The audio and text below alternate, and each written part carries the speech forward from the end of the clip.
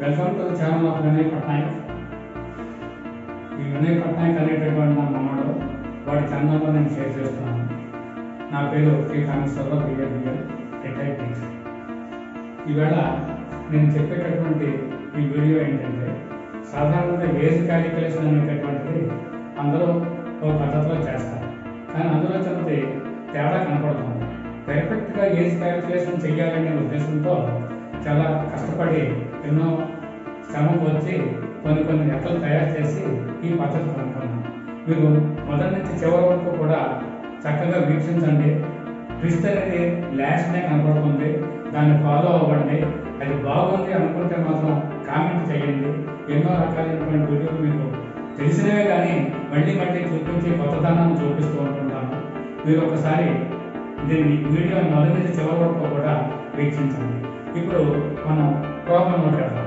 ప్రాబ్లంలోకి వెళ్ళేటప్పుడు చూడండి, age calculation.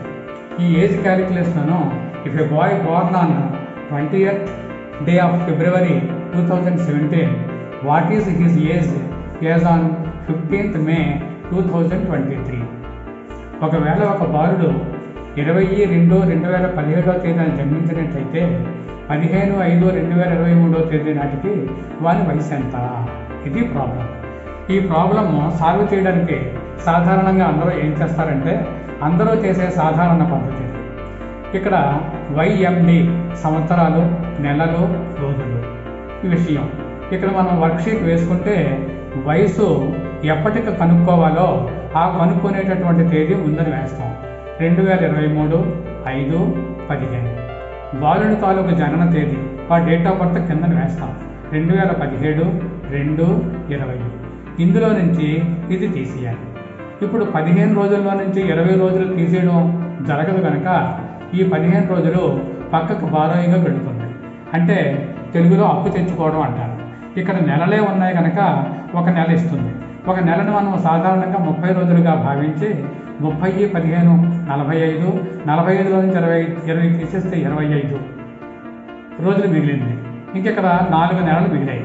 4 నెలల్లో నుంచి 2 నెలలు తీసేస్తే 2 నెలలు.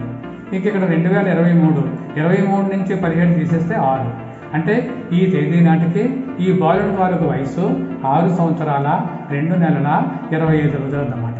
ఇది అందరూ సాధారణంగా చేసేటువంటి లెక్క. దీన్ని క్రాస్ చెక్ చేద్దాం. అంటే ఇప్పుడు వివరణ చూద్దాం. దాన్ని వర్క్షీట్ అంటాం. ఇక్కడికి వచ్చేసరికి విషయంలోకి వచ్చేసరికి ఆ బాలుని వయస్సు 2017వ సంవత్సరంలో ఫిబ్రవరి నెల 20వ తేదీన జన్మించాడు. అంటే ఫిబ్రవరి నెల 28 వరకు వాడి తాలూకు వయస్సు 8 రోజులు అన్నమాట. ఫిబ్రవరి నెలలో వాడి తాలూకు వయస్సు 8 రోజులు అన్నమాట.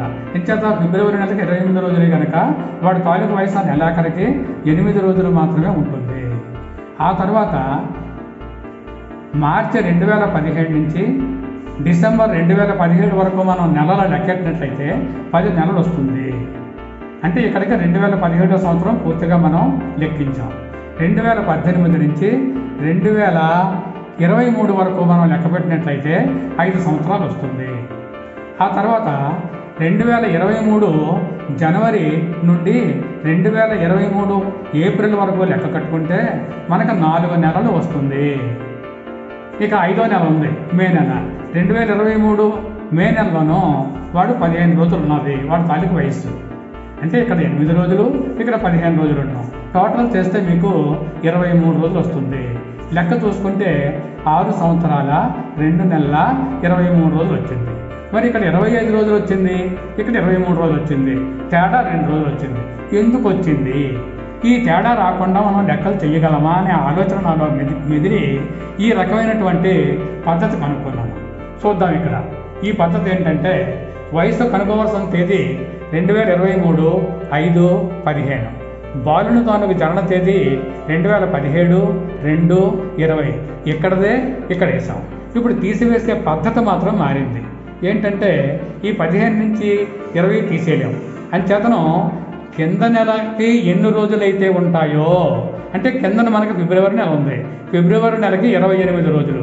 ఈ 28 రోజులు ఇక్కడ బారోయింగ్ తెచ్చుకోండి, అంటే అప్పు తెచ్చుకోండి.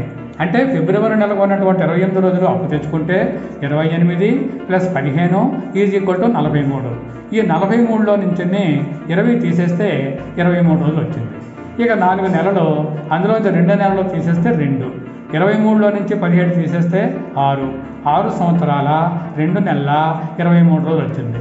సార్ ఇది చూడండి, సరిగా సరిపోయింది. ఈ రకమైనటువంటి లెక్కలు ఎన్ని చేసినప్పటికీ కూడా మనకి తేడా రాదు. ఎప్పుడూ కూడా కిందన ఒకవేళ 3వ నెల ఉందనుకోండి, మార్చి 31 కలుపుకోండి. అదే రకంగా లీపు సంవత్సరం వచ్చిందనుకోండి ఫిబ్రవరి, అప్పుడు 29 తెచ్చుకోండి అప్పు. అలాగే కిందని జూన్, ఏప్రిల్లో ఇలాంటి 30 రోజులు ఉన్నటువంటి ఉంటే ఆ 30 కలుపుకోండి. అంటే కింద ఉన్నటువంటి నెల తాలూకు రోజులు ఇక్కడ మనం కలుపుకుంటే ఈ అప్పు తెచ్చుకుంటే ఈ తేడా మనకు రాదు.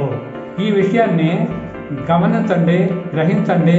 ఇది బాగుంది అనుకుంటే కామెంట్ చేయండి, బాగున్నా బాగోకపోయినా సరే కామెంట్ చేయండి. ఈ కామెంట్ చేసిన విషయాన్ని మీరు చేసినట్లయితే మాకు మరింత ఉత్సాహం వస్తుంది. అందరికీ తెలిసిన విషయాలే కానీ వీటిని మరి కొంత కొత్తదనంతో మీకు చూపించదలుచుకున్నాను. ప్రత్యేకమైనటువంటి పెర్ఫెక్ట్గా చూపిస్తాను. చాలా ఉన్నాయి విషయాలు. మీరు ఇచ్చినటువంటి ప్రోత్సాహంతో మరిన్ని కొత్త వీడియోలు మీకు అందజేస్తాను. లైక్ చేయండి, షేర్ చేయండి, సబ్స్క్రైబ్ చేయండి. Thank you one and all.